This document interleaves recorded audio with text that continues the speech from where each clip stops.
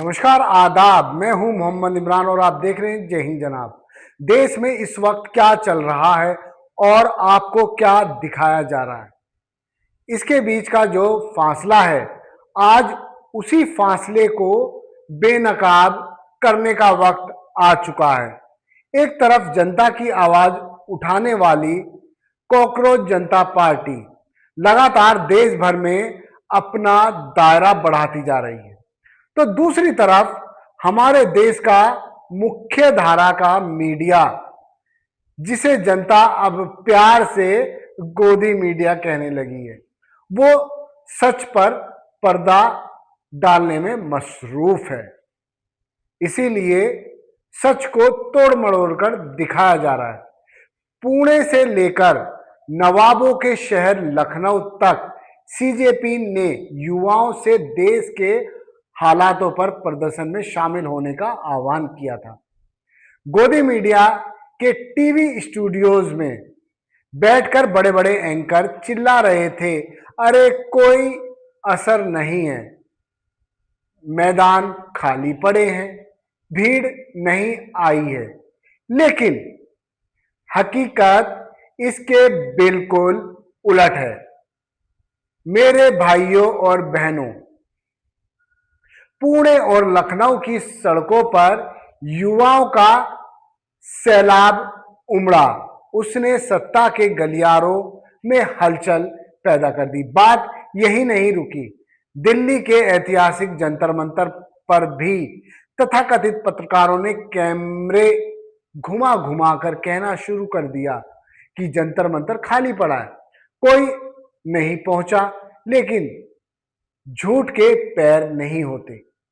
जंतर मंतर पर भी कॉकरोच जनता पार्टी की तरफ से बेहद शांतिपूर्ण और ऐतिहासिक प्रदर्शन किया गया, जिसने गोदी मीडिया के प्रोपेगेंडा की धज्जियां उड़ाकर रख दी। यहां कुछ तथाकथित पत्रकार भी पहुंचे, जिन्होंने उल्टी सीधी बातें करना शुरू किया था। चलिए वो छोड़िए, अब आते हैं दूसरी बड़ी खबर पर। हमारे प्रधानमंत्री यानी प्रधान सेवक नरेंद्र मोदी ने एक नया रिकॉर्ड स्थापित कर दिया। 4399 दिन का कार्यकाल पार करके उन्होंने देश के पहले प्रधानमंत्री जवाहरलाल नेहरू के रिकॉर्ड को पीछे छोड़ दिया। इतना ही नहीं, वे देश के पहले ऐसे गैर कांग्रेसी प्रधानमंत्री बन गए हैं जो इतने लंबे समय तक सर्वोच्च कुर्सी पर बने हुए हैं। इस रिकॉर्ड पर गृह मंत्री अमित शाह जी का एक बयान आता है। वे बड़े गर्व से कहते हैं कि पिछले 25 सालों से पीएम मोदी ने एक दिन भी छुट्टी नहीं ली है। वे प्रतिदिन 18 से 20 घंटे लगातार काम करते हैं। अब जनता ये सोचने पर मजबूर है कि इस अथक परिश्रम का 20 घंटे की ड्यूटी का नतीजा क्या निकला। क्या इसी का नतीजा है कॉकरोच जनता पार्टी जैसी ताकत बनकर उभर रही है। आज सड़कों पर उतरने को युवा मजबूर है। रिकॉर्ड बनाना अच्छी बात है, लेकिन सवाल ये है कि इस लंबे कार्यकाल में देश की जनता को क्या मिला।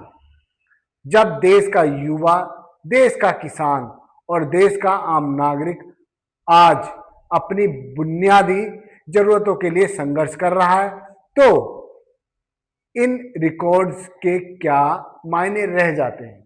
चलिए थोड़ा और भीतर चलते हैं। देश के शिक्षा तंत्र की रीढ़ इस वक्त टूटी हुई है। नीट जैसी देश की सबसे बड़ी और प्रतिष्ठित परीक्षाओं से लेकर अन्य सरकारी नौकरियों के पेपर लगातार लीक हो रहे हैं। लाखों करोड़ों युवाओं का भविष्य अंधकार में लटक गया है। छात्र सड़कों पर रो रहे हैं, लाठियां खा रहे हैं। शिक्षा मंत्री धर्मेंद्र प्रधान के इस्तीफे को लेकर पूरे देश में मांग लगातार जोर पकड़ रही है। विपक्ष चिल्ला रहा है, युवा प्रदर्शन कर रहा है, लेकिन कोई असर नहीं पड़ रहा। हमारे प्रधानमंत्री जी वे बिल्कुल चुप हैं। पेपर लीक के इस महाघोटाले पर उनके मुंह से एक शब्द भी नहीं फूटा है।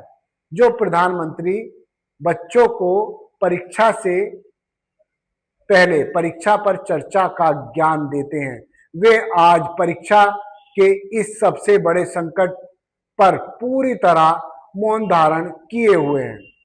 छोटी छोटी बातों पर छोटी छोटी उपलब्धियां गिनाकर अवसर ढूंढना, लेकिन अब टीवी स्क्रीन पर बिल्कुल ब्लैकआउट है।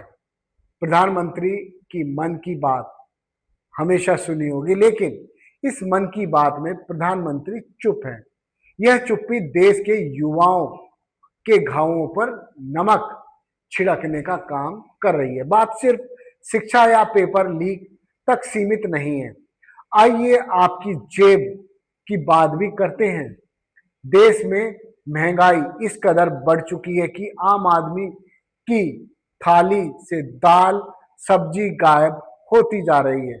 रसोई गैस से लेकर पेट्रोल डीजल और रोजमर्रा की चीजों के दाम आसमान छू रहे हैं। और हमारी अर्थव्यवस्था का क्या हाल है? डॉलर के मुकाबले हमारा भारतीय रुपया इतिहास के सबसे निचले स्तर और बेहद कमजोर स्तर पर पहुंच गया है। अमेरिकी डॉलर लगातार मजबूत होता जा रहा है और हमारा रुपया लगातार हाँफ रहा है। कभी डॉलर के मुकाबले रुपये के गिरने पर बड़े बड़े भाषण देने वाले नेता आज इस मुद्दे पर बात करने से भी कतराते हैं। अर्थव्यवस्था की इस बदहाली का सीधा असर आपकी हमारी जेब पर पड़ रहा है, लेकिन हुक्मरानों के कानों पर जूं तक नहीं रेंग रही। हैरानी की बात तो तब हो जाती है जब बात देश की अस्मिता और हमारे नागरिकों की सुरक्षा की आती है। अंतर्राष्ट्रीय मोर्चे पर एक बेहद दर्दनाक और गंभीर घटना घटी। अमेरिका ने एक जहाज पर हमला किया और उस हमले में हमारे भारतीय लोगों की जान चली गई, भारतीय नागरिकों की मौत हो गई। एक ऐसा देश जो खुद को विश्व गुरु कहता है, जो दावा करता है कि दुनिया में हमारी धाक जम चुकी है, उसके नागरिकों पर विदेशी धरती या अंतर्राष्ट्रीय जल क्षेत्र में हमला हो जाता है, उनकी जान चली जाती है और देश के मुखिया तब भी चुप हैं। कोई बड़ा संदेश नहीं, कोई सख्त कार्रवाई नहीं, कोई आधिकारिक शोक या बयान नहीं। क्या हमारे नागरिकों की जान की कीमत इतनी सस्ती हो गई है? साथियों, इन सब मुद्दों को अगर एक साथ जोड़कर देखें तो तस्वीर बिल्कुल साफ हो जाती है। एक तरफ रिकॉर्ड्स की ब्रांडिंग है, 20-20 घंटे काम करने के बड़े बड़े दावे हैं, तो दूसरी तरफ पेपर लीक से कराहता युवा, महंगाई से पिसता आम आदमी, गिरता हुआ रुपया और देश के नागरिकों की असुरक्षा है। जब जनता इन मुद्दों पर जवाब मांगती है तो कॉकरोच जनता पार्टी जैसे आंदोलन का जन्म हो जाता है। और जब ये आंदोलन सड़कों पर उतरे तो गोदी मीडिया सच को छुपाने के लिए प्रोपेगेंडा का सहारा लेता है। लेकिन आप और हम जाग चुके हैं। अब वक्त आ गया है इस चुप्पी को तोड़ा जाए और सत्ता से सीधे सवाल पूछे जाएं। आप अगर इस पूरे घटनाक्रम पर सोचेंगे, क्या आपको लगता है प्रधानमंत्री जी का यह चुप्पी और मौन धारण जायज है? कमेंट बॉक्स में अपनी राय जरूर दीजिएगा। वीडियो को लाइक कीजिएगा, शेयर कीजिएगा, ताकि सच घर घर तक पहुंचे। चैनल को लाइक करें, सब्सक्राइब करें, बिल्कुल ना भूलें। हमारी हिम्मत बढ़ाएं। जय हिंद।